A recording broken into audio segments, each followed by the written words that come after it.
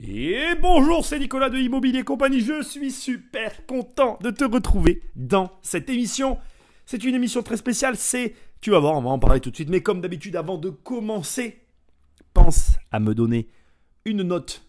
Eh bien, là où tu te trouves, ça m'aide énormément.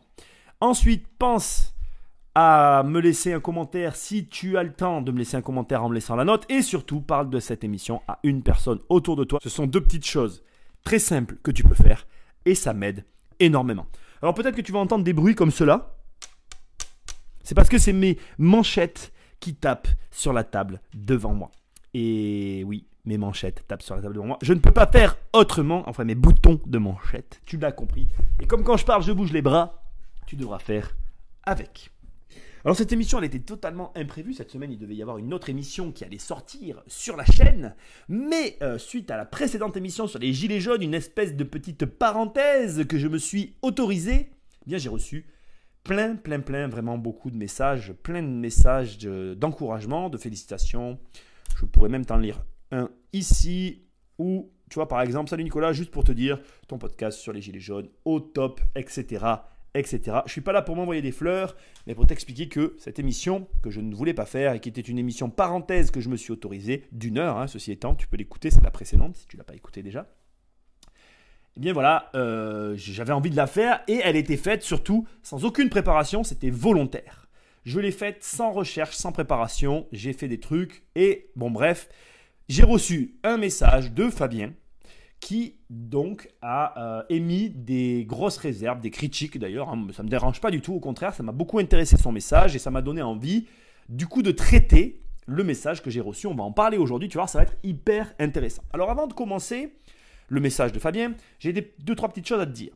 D'abord, dans la précédente émission, il y a une chose que tu dois savoir. J'ai commencé par te dire que j'étais apolitique, ce qui est vrai, sauf que l'émission en elle-même est de la politique, donc ce qui est plus ou moins un mensonge, parce que du coup, comme j'ai un avis général et sur notre économie, je vais y arriver, eh bien, ce que je t'ai donné, cette opinion, est une opinion politique. Et je suis obligé de le reconnaître. Et du coup, bon voilà, ça reste un avis que j'essaye de maintenir le plus neutre possible, mais voilà. Bref, tu as compris ce que je voulais dire. Je voulais te dire que globalement, je te dis que je n'ai pas d'idée politique, ce qui n'est pas vrai, puisque même si je n'ai pas d'idée liée à un mouvement politique, tout ce que je véhicule dans l'émission précédente sont des idées politiques. Ça, c'est ok, c'est bon, c'est dit. Je voulais te le dire. C'est vrai que la précédente émission, je l'ai ouverte comme ça et ça méritait quand même quelques petits éclaircissements. J'ai eu cette discussion ce week-end avec un ami qui m'a dit « Ton émission, Nicolas, c'était quand même de la politique, je tiens à te le dire. » Et il avait raison. Mais ça, c'est une remarque à voix orale que l'on m'a faite, n'est-ce pas? J'aime bien un petit peu remettre les choses. À faire une émission mea culpa, parce que c'est un peu une émission mea culpa, on va y aller au bout du truc, ok? Deuxième chose. Tu peux te dire, Nicolas, tu es un ultralibéraliste. Ce qui, si tu devais m'attribuer à un mouvement politique, je pourrais accepter cette espèce de rapprochement.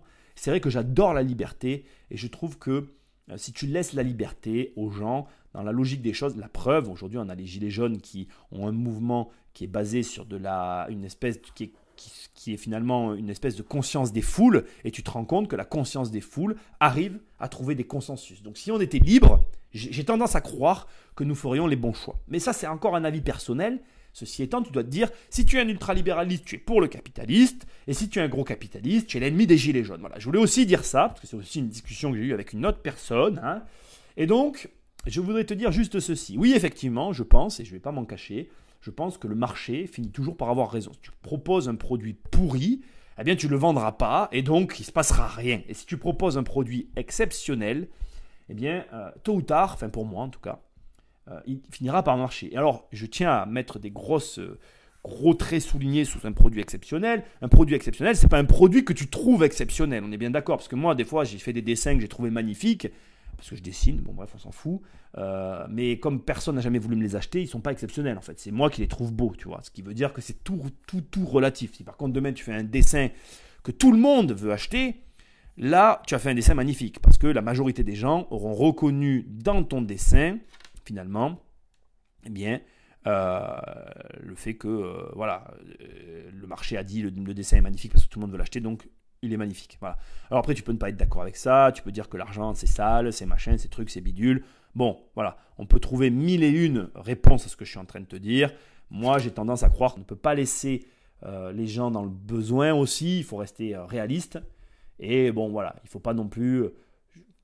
comment je vais tourner ça ? Je pense que il ne faut pas croire qu'une personne comme moi, qui va être à la tête d'une société par exemple, va vouloir tout pour lui. Bref, je reste assez réaliste sur le fait que malgré tout, dans un système capitaliste, il y a des gens qui ne sont pas en phase avec l'argent et qu'il faut penser à cela. J'ai conscience qu'il y a un gros problème avec l'argent et j'ai pas de solution en fait. Je vois très bien le problème. Je pense notamment aux artistes. On a besoin des artistes. Et pourtant, les artistes, très souvent, les vrais artistes, je parle, ne savent pas se vendre. Et c'est un vrai problème qu'il faut régler.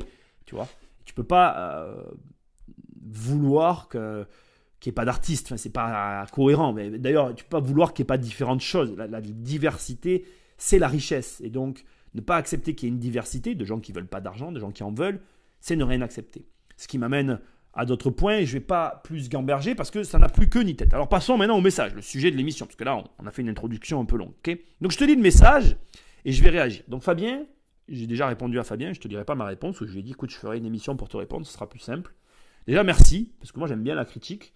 J'ai peut-être tort, mais je ne prends jamais mal les critiques, ça me fait souvent rigoler, et j'essaye surtout de me remettre en question par rapport à ça. Donc avant de lire ton message, que j'ai déjà lu, et je tiens à informer tout le monde, j'ai fait un choix sur l'émission précédente, c'était de faire une émission non préparée, parce que ce n'est pas mon sujet. J'ai fait aussi un choix, c'est de faire une émission où je parlais de choses et d'autres librement. Donc, sous-entendu, je ne suis pas allé au fond des choses, c'était volontaire, c'est ce que j'essaye de souligner. Donc maintenant, je lis le message et après on en parle. Je t'écris pour te faire part. Bon, bonjour Nicolas, il était poli quand même, on va pas oublier le début. Bonjour Nicolas, je t'écris pour te faire part de quelques remarques qui me semblent importantes, surtout pour toi, en rapport avec ton dernier podcast du 5-12, donc le podcast sur les gilets jaunes. Tout d'abord, une petite introduction, on ne se connaît pas. J'ai découvert ta chaîne YouTube il y a environ 3 ans. Après avoir rapidement regardé le contenu de chaînes similaires, tu es le seul que j'ai trouvé suffisamment digne d'intérêt et de conseils réalistes. J'apprécie ta personnalité, respecte ton parcours et ton travail. Merci beaucoup Fabien, c'est très gentil. Je t'apprécie aussi énormément, même si moi non plus je ne te connais pas. Cependant, j'ai été surpris et déçu par certains propos entendus sur le podcast Gilets jaunes. Je te rassure, rien à voir avec le mouvement ou la politique. Il s'agit d'une information totalement fausse concernant l'ENA et le supposé choix d'un loyer pour les propriétaires vs ponction sur compte 100 000 euros. Bon, il fait en rapport à mon exemple que j'ai utilisé, qui était un petit peu grossier, je le reconnais, sur différentes choses. On va en parler. Il y a d'autres choses qui me paraissent pas très claires, mais passons effectivement le reste. Bon, je peux comprendre ça. Donc, on t'entend dire, j'ai regardé pour l'ENA, on va rentrer dans le détail. Et là, tu tapes, oui, c'est vrai, 3 mots-clés sur Google, c'est ce que j'ai fait. Tac, tac, j'ai cliqué sur le premier lien. Donc, les 2 premières phrases qui sortent, ne les comprends pas, ne va pas plus loin, même pour cliquer sur le premier lien. Et tu en conclus que l'ENA coûte 200 000 euros. Alors, d'ailleurs, j'ai arrondi à la virgule supérieure pour te prouver à quel point j'ai été imprécis. C'était 168 000 euros qui était écrit à l'étudiant. Elle est où l'égalité ? Alors là, j'ai pas très bien compris la remarque, mais c'est pas très grave, tu vas comprendre, c'est pas ça le propos, etc. En fait, la formation est gratuite et les étudiants sont rémunérés entre 1 400 et 2 144 euros selon le concours interne ou externe, d'après le lien LCI d'octobre 2015 sur lequel tu n'as pas cliqué et d'où provient l'extrait mal interprété. Alors, je vais te répondre. Je savais, en fait, déjà, c'est une chose à dire et c'est vrai que j'en ai pas parlé, mais d'abord, j'ai fait l'émission librement, sans aucune préparation. C'est pour ça que tu m'as vu taper en direct. J'insiste sur cette information-là. J'arrête le mail à ce niveau-là parce qu'après, il attaque sur le deuxième point et donc je répondrai au deuxième point ensuite. Donc, je n'ai pas préparé l'émission. Je savais que quand tu faisais l'ENA, tu étais rémunéré parce que ce que tu ne sais pas, et que je n'ai pas non plus dit dans l'émission, c'est que je m'étais intéressé à l'ENA. Mais sérieusement. Donc, je connais bien le fonctionnement de l'ENA. Et si tu veux, ce que je n'ai pas non plus précisé dans l'émission et que je n'ai pas envie de préciser, c'est qu'effectivement, en fonction de là d'où tu viens, l'ENA peut effectivement ne pas être payante. Mais elle peut aussi l'être. Et en l'occurrence, comme je parle des gilets jaunes, il y a de grandes chances, et je suis parti de ce postulat, pour que tu prends un gilet jaune lambda qui veut présenter l'ENA, et comme c'est un concours, il y a peu de chances qu'il l'ait déjà, il y a de grandes chances qu'il doit faire une prépa, donc de toute façon ça non plus j'en parle pas, mais si tu dois faire une prépa, c'est aussi payant. Bref, si on rentrait vraiment dans le détail, je pense que ni toi ni moi n'aurait raison dans nos 2 remarques, je pense qu'il y a beaucoup plus de subtilité que tout ce que même je suis encore en train de dire là, qu'il faudrait rentrer dans le détail de la personne qui écoute le podcast pour savoir effectivement si oui ou non l'ENA est gratuit ou payant. Et surtout, et c'est là où tu as raison, dans les deux cas, effectivement, et j'aurais dû le préciser, l'ENA étant te rémunérant, eh bien, il faut opposer, si coût de l'ENA il y a, le rapport avec ce que tu vas encaisser derrière, parce que ce coût est minoré par les bénéfices, l'argent que tu vas en encaisser. Ceci étant, on va en venir au point, ce que je voulais souligner, et qui a peut-être mal été interprété, c'est que ne fais pas l'ENA qui veut. Et ça, tu ne pourras pas me l'enlever. Je pense que ne fais pas l'ENA qui veut, pour m'être renseigné. Je ne pense pas que tu prends un gilet de jaune lambda, tout le monde ne rentrera pas à l'ENA. Alors là, peut-être que tu vas me dire, c'est normal. Et c'est là où j'ai mal compris ta remarque, parce que je suis d'accord avec toi. Elle est où l'égalité? Effectivement, elle est où l'égalité? Parce que je pense, et ça reste une conviction personnelle, je pense qu'en France, égalité est écrit sur le slogan, mais l'égalité n'est pas réelle. Quand tu prends, et là je ne vais pas parler de l'ENA, les grandes écoles et que tu vois les prépas que tu dois faire, est-ce que ça coûte, même si l'école était gratuite, on va même imaginer que certaines écoles d'un certain niveau en France, pour arriver à certains postes, pour avoir certains salaires, même si tu les rendais gratuites, vu que ces écoles sont dans des lieux qui sont éloignés par rapport à d'autres, l'égalité n'existe pas vraiment en fait. Et c'est de toute façon ce que j'ai voulu mettre en avant avec mon exemple de l'ENA. Et on va en finir par ce point-là. De toute façon, peu importe, j'avais tort sur le fond et je le reconnais. J'ai pris des raccourcis, mais je suis quand même quelqu'un qui aime les raccourcis parce que, je vais te le dire comme ça, ne regarde pas l'ENA, tout le monde, enfin je le dis peut-être mal, mais je vais le dire autrement, tous les étudiants qui finissent leurs études ne se disent pas je vais faire l'ENA. Et je pense, sincèrement, c'est une conviction personnelle que je suis en train de véhiculer là, je pense que c'est malheureux qu'il y a beaucoup de gens qui doivent peut-être se dire j'aimerais faire l'ENA, mais qui ne le font pas parce qu'ils ne se sentent pas capables. Et effectivement, là où je te rejoins, il y a plus de gens qui ne le pensent, qui sont capables de le faire. Je ne sais pas si c'est clair ce que je suis en train de te dire. En gros, je vais prendre un exemple, ce sera peut-être plus clair. Je pense que tu prends quelqu'un qui vient tu prends le pire lycée de France. Allez, c'est arbitraire ce que je dis, mais voilà, tu prends le pire lycée de France. Tu sors de ce lycée et tu te dis, j'ai pas la capacité pour faire l'ENA, mais je ferais bien de la politique parce que j'ai des idées politiques. Eh bien, tu as tort. Voilà. C'est ce que j'essaye avec mes raccourcis de mettre en avant. C'est-à-dire que l'ENA affiche, comme tu dis, de mauvaises informations d'entrée de jeu qui freinent énormément de personnes. Parce que ce que j'ai fait, que ça te plaise ou que ça ne te plaise pas, c'est ce que font la plupart des gens.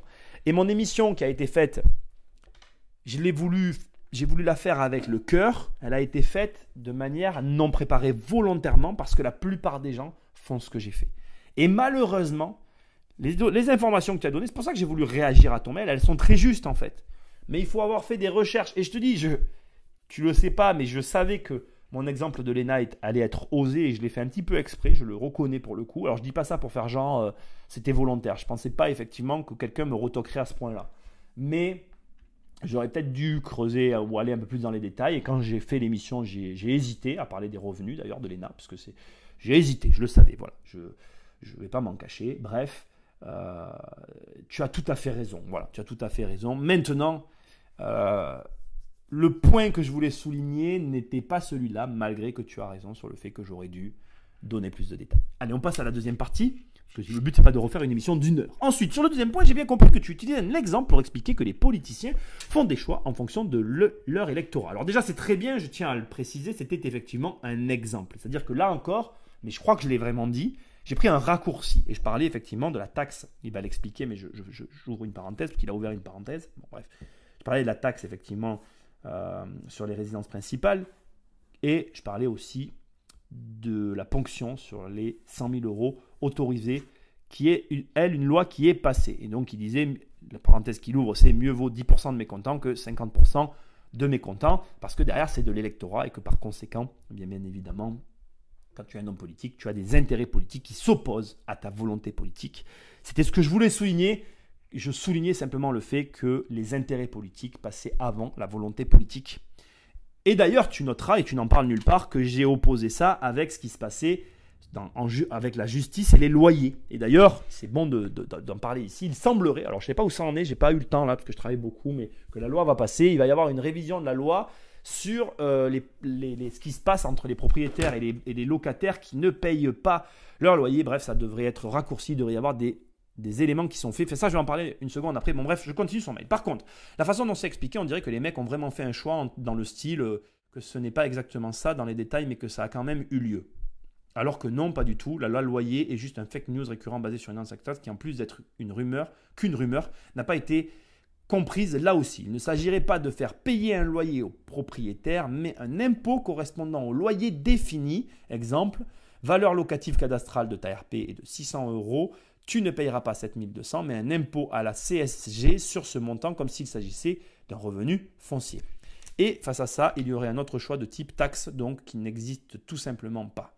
Tu confonds avec la garantie des dépôts bancaires et la possibilité pour une banque en faillite de ponctionner les comptes de plus de 100 000 € et en dernier recours, ce qui n'a rien à voir. Alors,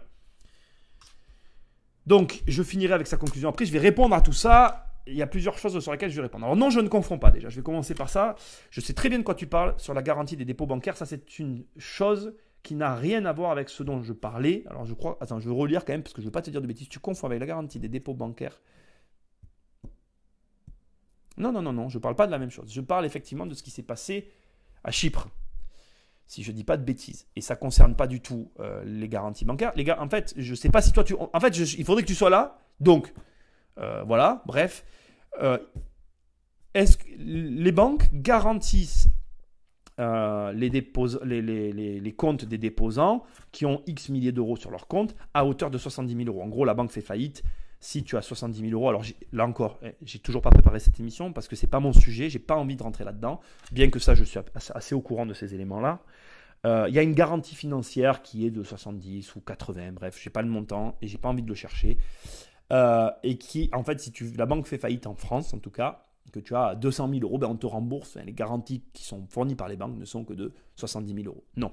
Moi, je parle effectivement du fait que l'État a aujourd'hui la possibilité de saisir les assurances-vie qui sont créditrices de plus de... Alors, je n'ai pas non plus le montant. Voilà, je ne sais pas si on parle des mêmes choses.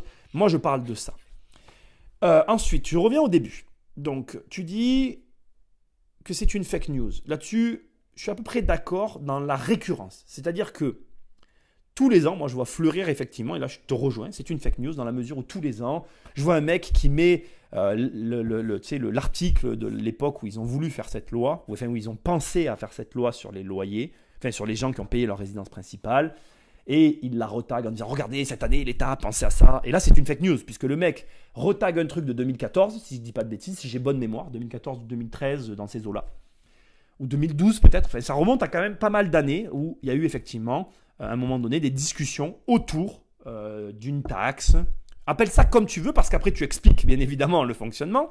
Et donc, à cette époque-là, ils ont eu cette discussion-là. Et moi, je sous-entends qu'en lieu et place de ce truc-là, il y a eu autre chose de pris et de choisi.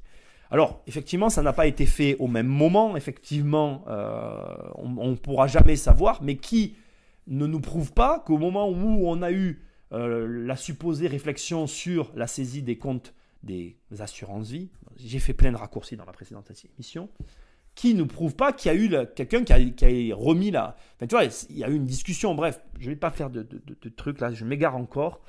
Bref, moi, ce que j'ai voulu montrer avec mon exemple, c'est que dans tous les cas, l'État réfléchit en permanence à des nouvelles taxes. Et tu nous le prouves.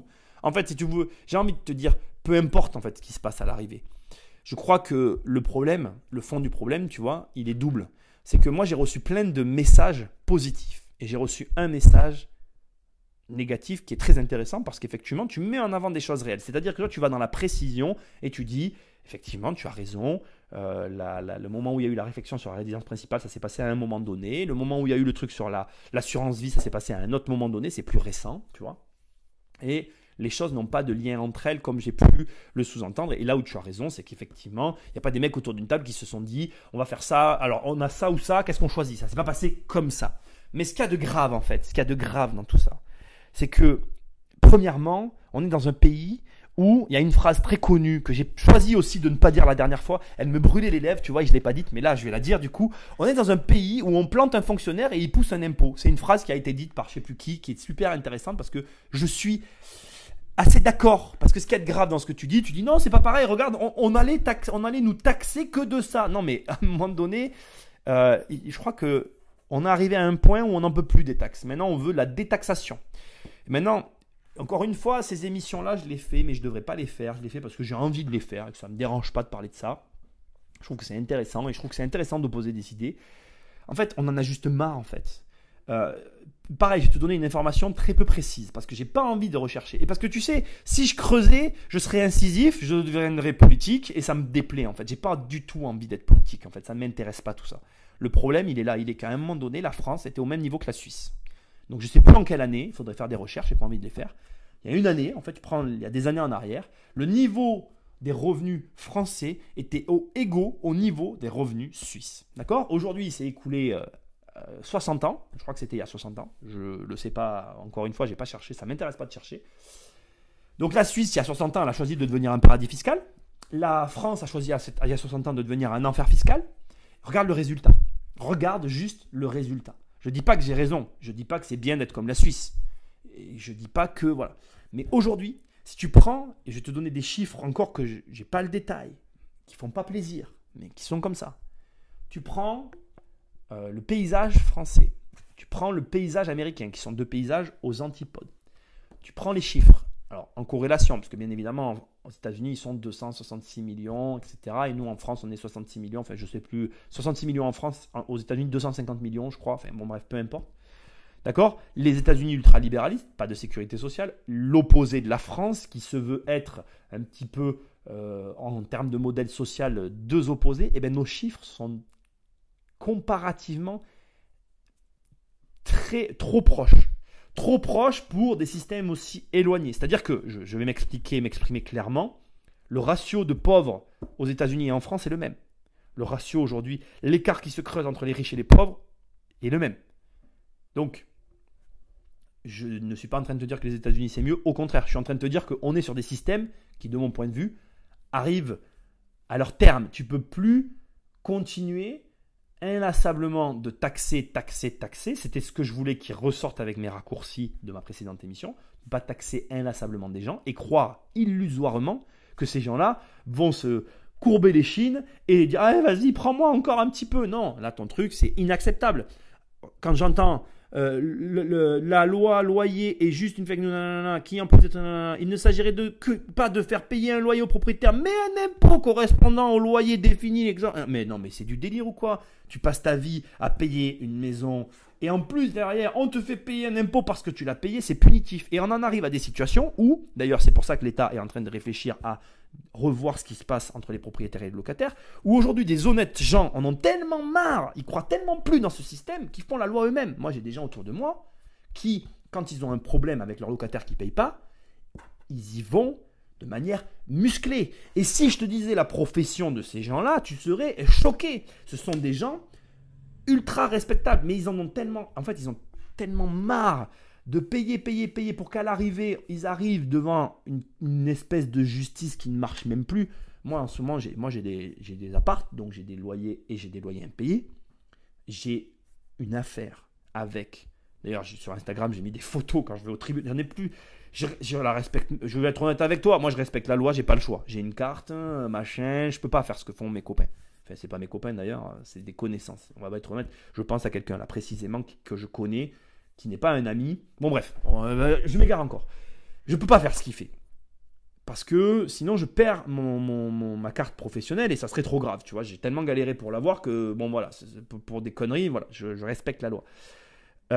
Pour te situer le décor, le locataire donc payait plus le loyer bien évidemment, je suis passé en procès, il est parti du logement, on est au quatrième report, l'avocate de la partie adverse, je te promets j'ai envie de la bomber elle, si je la vois, je pourrais pas non plus tu vois, mais j'ai envie de lui... Alors la fois d'avant, soi-disant, on avait un procès aux assises, alors là la juge me dit, monsieur Popovic, vous comprenez, elle est aux assises, c'est un meurtre hein, quand même, hein. Et la fois d'après, un mois après, hein, elle accouche. Là, honnêtement, la juge, il parle comme ça. Mais j'ai vous foutez de ma gueule. Là. Je lui dis ça à la juge. Je ne la respecte plus. Parce qu'à un moment donné, elle accepte les reports d'une espèce d'abruti en face qui fait que dire report. Pour une nana que je ne vois pas. Mais là, l'avocate, elle devrait prendre des amendes. Mais je vais te dire la vérité, c'est qu'elle est commis d'office. Elle n'en a rien à foutre de son mec là qui... Tu vois, là et je m'énerve parce que c'est pareil. Alors, impôts, taxes, machin. Alors, nous, on paye. Et puis, tu as toute une population. Comme là, l'avocat, lui, se permet des reports. Alors, moi, je prends des après-midi entières où je ne travaille pas, où je suis là au tribunal, j'attends mon tour, pour qu'il y ait un petit gars. Report. Alors, maintenant, je sais exactement comment faire pour la contraindre. Là, le coup d'après, il n'y aura plus de report. Hein. Si elle n'est pas là, la nana, je la contraindrai à juger mon affaire. Parce que là, j'ai été bien gentil. Ça commence à me gaver. Je suis très en colère.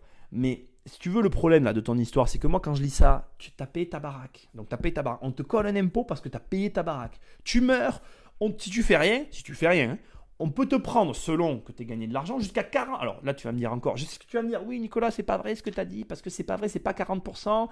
Si tu as juste une maison, tu payeras pas 40%. Mais peu importe, en fait. Le problème, c'est qu'on puisse te prendre jusqu'à 40% de ce que tu possèdes parce que tu vas le donner à tes enfants. Et si tes enfants font rien pour le donner à leurs enfants, sur 2 générations, on te reprend encore 40%. Ce qui fait qu'en 2 générations, c'est ce que je disais la dernière fois d'avant, on t'aura pris 80%. Et là, on te parle de coller, comme tu dis, c'est pas ce que on te dit, hein, c'est pas 7200 euros, non, c'est juste 600 euros de plus par an. Mais non, mais attends. Non, mais c'est non, quoi. Il y a un moment donné, on a le droit aussi de plus être d'accord. Bon. Voilà, ce que j'essaye de te dire, je vais reprendre mon calme et mon esprit. J'essaye de te dire juste que l'émission d'avant n'était pas préparée parce que j'ai pas envie de préparer ce genre de sujet. Il n'y a rien à préparer en fait. Parce que tu rencontres ces fonctionnaires, moi je rencontre des élus, tu as ceux qui sont dans la réalité, et puis tu as ceux qui planent à 3000, que tu as juste envie de les baffer et de leur dire, bon écoute, tu m'as gavé, avec toutes tes idées de taxes et de machins et de trucs, toi de toute façon tu payes rien, donc voilà. Regarde, je vais te donner un exemple. Tous ces hommes politiques, ils ont mis en place le RSI, qui était une superbe idée, c'était génial. Il y a eu plein de faillites à cause du RSI. Alors là aussi où je vais te rejoindre, et tu peux me l'opposer, il y a plein de gens qui ne savent pas gérer leur argent. Ça, c'est vrai aussi. C'est vrai que, d'ailleurs, je l'ai lu et je vais le reconnaître, j'ai trouvé ça très intéressant. Il y a un mec qui se révoltait un peu contre les gilets jaunes parce qu'il disait, on va vous donner le SMIC à 2000 euros, vous dépenserez tout votre argent et vous serez à nouveau dans la merde. Et je suis malheureux de le reconnaître, mais c'est vrai aussi. Et c'est vrai que, voilà. Maintenant, les taxes à tout bout de champ, c'est plus la solution. Sarkozy, il a dit juste un truc intelligent pendant son mandat. C'est le seul truc que j'ai trouvé intelligent de ce mec, parce que je ne pouvais pas le blairer, celui-là aussi. Il a dit juste un truc intelligent. Il a dit, la France est un pays qui est en concurrence avec les autres pays depuis qu'il y a Internet. C'est-à-dire qu'aujourd'hui, la fiscalité, c'est une ligne. C'est comme quand tu vas au supermarché, quoi. Tu as 3 produits les mêmes. Tu as le Nutella espagnol, le Nutella français et le... Ben non, je suis con, je prends un mauvais exemple. Tu prends l'essence actuellement. Qu'est-ce que tu penses? Est-ce que tu penses que les frontaliers avec l'Espagne, avec l'Italie, ils ont les mêmes problèmes que le reste de la France? Bien sûr que non. Tu crois qu'ils font où leur plein? En Espagne, et bien là c'est pareil. Les États aujourd'hui, ils ont un vrai problème. Ils sont en train de s'en rendre compte. Ils ont un problème de fiscalité. Donc de toute façon, qu'est-ce qui va se passer? Moi, c'était un peu le point de la précédente émission. Continuez à nous pondre des taxes. Et à la fin, quand il n'y aura plus que personne qui pourra les payer, ben, vous serez seul avec vos tasks. Bon, voilà. Sinon, je voulais savoir si on peut avoir accès au sommaire de ton nouveau livre. Alors, mon nouveau livre. Oh, je vais en parler là, on est au bout, ça y est. Le problème, c'est que je suis en plein déménagement. Enfin, j'ai beaucoup de travail. Et donc, du coup, c'est assez compliqué. Hein. Alors, là, j'avoue que je suis sous une charge de travail énorme. Donc, pour l'instant, il devrait y avoir des annonces très prochaines. Vous allez avoir des nouvelles, les mecs, vous inquiétez pas. Je vous kiffe, je vous adore et tout va arriver. C'est en cours. Quel ouvrage trouves-tu utile et important concernant l'immobilier et la finance? Alors, quel ouvrage je trouve utile et important? Alors là, comme ça, il n'y en a aucun qui me vient si j'ai ce livre rouge dont j'ai perdu le titre que tu peux trouver partout, qui est illisible d'ailleurs. Des livres en immobilier, là tu me poses une colle. Bon, comme j'ai pas préparé l'émission, c'est vrai que j'ai pas d'idée qui me vient. En ce moment, je lis un livre. Je lis comment il s'appelle, Pitch Anything de Owen Clough, c'est ça? Je lis ce bouquin-là, donc c'est vrai que moi j'ai tendance à avoir les livres que j'ai en tête. Quel est le dernier livre immobilier que j'ai lu? Livre immobilier que j'ai lu, le dernier. Ben, je vais t'avouer que j'en ai pas vraiment en tête. En ce moment, je lis des livres très divers et variés, mais j'ai pas lu de livre immobilier récemment, donc je vais pas te dire voilà. Voilà, écoute, ne le prends pas mal, c'est que là tu m'as pris de court avec cette question. Bon bref, voilà. Après, j'ai beaucoup apprécié tes remarques, faut qu'on soit clair. Globalement, je suis quand même assez d'accord avec tout ce que tu as pu me dire, c'est-à-dire que oui, effectivement, j'ai fait cette émission sans aucune préparation. Oui, effectivement, j'ai pris des raccourcis, je le reconnais, j'aime beaucoup les raccourcis. Ça permet de comprendre les choses. Tu vois, je reste convaincu que mon exemple de l'ARP face à la loi qui permet de saisir les assurances vie est un très bon exemple parce qu'il permet de comprendre les enjeux qu'il y a derrière un homme politique. Et la complexité, et je vais le reconnaître, d'être un homme politique. Le problème aujourd'hui, et je vais un petit peu parler de ça maintenant pour conclure cette émission, je pense que déjà premièrement aujourd'hui le monde a changé. Je pense que les gens, et moi et toi et tous, on n'a pas réalisé que le monde a changé en 2010 quand Facebook a dépassé le milliard d'utilisateurs actifs. Je crois que, tu sais, moi j'aime pas tous ces mecs là qui utilisent ouais, le changement de paradigme, je dois changer mon paradigme, ils utilisent ce mot à tort et à travers. Je pense qu'il y a eu un changement de paradigme quand la voiture est arrivée, un vrai changement de paradigme avec la voiture, ça a été un gros changement de paradigme, et je pense qu'Internet n'a pas été en lui-même le changement de paradigme. Je pense que le changement de paradigme a eu lieu avec Facebook. Et d'ailleurs, on voit très bien avec les Gilets jaunes aujourd'hui que tout repose sur Facebook, YouTube, Google, les réseaux sociaux. Et paradoxalement, et c'est là tout le côté amusant de cette situation, et la partie de moi qui n'est pas d'accord avec les Gilets jaunes est cristallisée dans cet élément-là, c'est-à-dire que les Gilets jaunes reprochent à Facebook, reprochent à Google, aux GAFA de ne pas payer d'impôts en France, mais sans ces outils-là, sans ces outils de liberté totale, ils ne seraient pas là. Et d'ailleurs, le point de divergence que nous avons avec les Gilets jaunes, c'est cette espèce de haine que je vois envers les riches, envers les gens qui gagnent de l'argent. Parce que je comprends qu'on n'accepte pas la mauvaise répartition des richesses. Je comprends qu'on accepte mal le fait que certaines personnes jouent au même jeu que toi sans utiliser les mêmes règles que toi. Et je suis d'accord, je déteste l'injustice et je le comprends. Mais taper sur les riches comme ils le font, taper sur les gens qui gagnent de l'argent, aller brûler. Tu vois, j'ai vu les images de la Porsche qui s'est fait brûler et je ne suis pas d'accord avec ça. Je ne suis pas d'accord avec ça. Tu ne sais pas comment la personne a fait pour se payer cette Porsche. Et si la personne elle a galéré pour se la payer, c'est vraiment pas bien ce que tu as fait. Parce que je suis désolé, tu as le droit d'avoir envie de te payer des belles choses. Tu as le droit d'avoir envie d'avoir une voiture que tu n'as pas les moyens de t'assumer. L'émission que je devais faire à la place de celle-ci cette semaine, c'était une émission qui devait s'intituler Le méchant riche et le gentil pauvre. J'avais envie de faire une émission sur ce sujet, tu vois. Je vais la faire peut-être la semaine prochaine. On verra. Voilà, je crois qu'on est là aujourd'hui. Je crois qu'il y a une évolution à faire. Je crois que c'est malheureux d'avoir des gens qui te disent on a essayé de nous diviser, on n'est pas des racistes. Je crois que la France n'a jamais été raciste. Enfin, en tout cas, c'est mes croyances personnelles. Mais je pense par contre qu'on a un problème avec nos riches et je pense qu'il faudrait arrêter avec ça. Je pense que, comme j'ai dit tout à l'heure, tu vois, la France et la Suisse étaient au même niveau. La Suisse a choisi le paradis fiscal et la France l'enfer fiscal. Moi, je suis personne, je n'ai pas les chiffres, je n'ai pas fait de recherche, mais je peux te dire que je connais des gens qui vivent en Suisse et globalement, ils ont des problèmes eux aussi, tout le monde a des problèmes, mais ils n'ont quand même pas les mêmes problèmes que nous. Alors, nos voisins helvétiques sont des gens très différents de nous en termes de comportement, en termes d'attitude générale, de réaction par rapport à ce qui peut se passer autour d'eux. Mais je pense malgré tout qu'il y a aussi des leçons à tirer de ce côté-là et je pense qu'effectivement qu'il faut que des choses changent. Bon voilà, écoute, Fabien, merci beaucoup pour ce message quand même malgré tout. Moi je reçois plein de messages en ce moment. Je remercie aussi tous ceux qui m'ont donné des messages d'encouragement et de gentillesse par rapport à la dernière émission. Encore une fois, c'était une émission que j'ai fait avec le cœur, sans réflexion, sans animosité. Je vais conclure en te disant ceci, Fabien, et en espérant qu'il y ait des hommes politiques qui m'écoutent. Mon émission, la précédente, était une émission qui représentait, je pense, toutes les incompréhensions que peuvent avoir les gens. C'est-à-dire que cette émission, elle est pleine de non-sens, elle est pleine de contradictions, elle est pleine de comme l'a dit Fabien, de mauvaises recherches, de choses qui sont mal interprétées. Mais je pense que quand tu es un homme politique, c'est ton travail de faire en sorte que ce que tu fais doit être compris.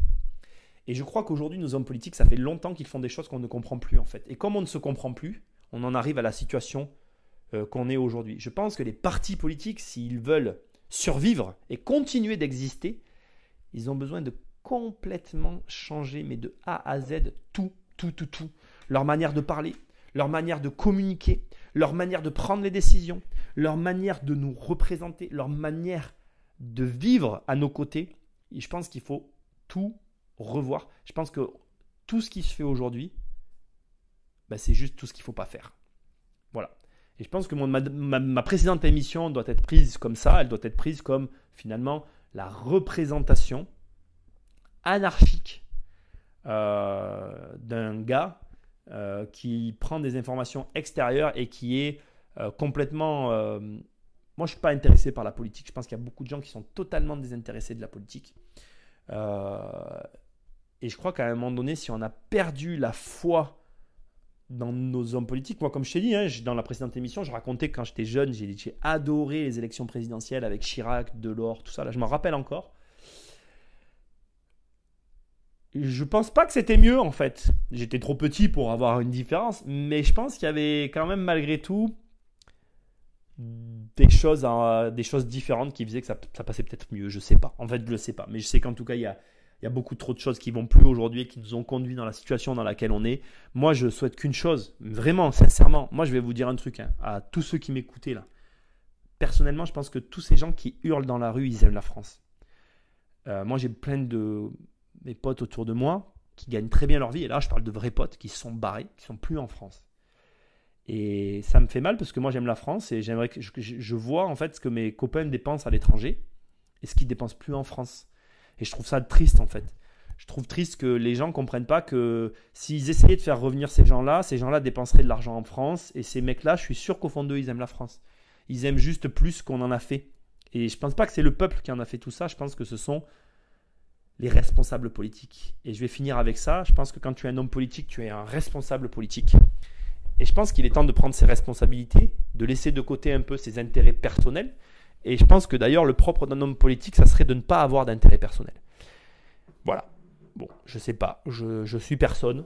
Je suis un petit gars qui fait des émissions sur l'immobilier, qui a fait une ouverture sur une situation d'actualité, pas pour avoir un buzz sur l'actualité, mais parce que je ressentais l'envie de réagir et que je trouvais que mon point de vue avait peut-être un truc intéressant à apporter à l'édifice. Fabien, merci pour cette deuxième et dernière émission. Pas la peine de m'envoyer encore des critiques. Là, je ne répondrai plus. Je vous fais des bisous, je vous kiffe. Pensez à me laisser un commentaire, à noter cette émission, à parler de cette émission à une personne autour de toi. Et surtout, si tu veux travailler avec moi, si tu veux qu'on fasse des projets ensemble, tu vas sur le site, il y a des programmes, tu en choisis un. Et tu vas voir qu'on sera en contact et que ça va fonctionner pour toi. Je te fais des bisous, je te dis à très bientôt. Bonne journée à toi. Salut.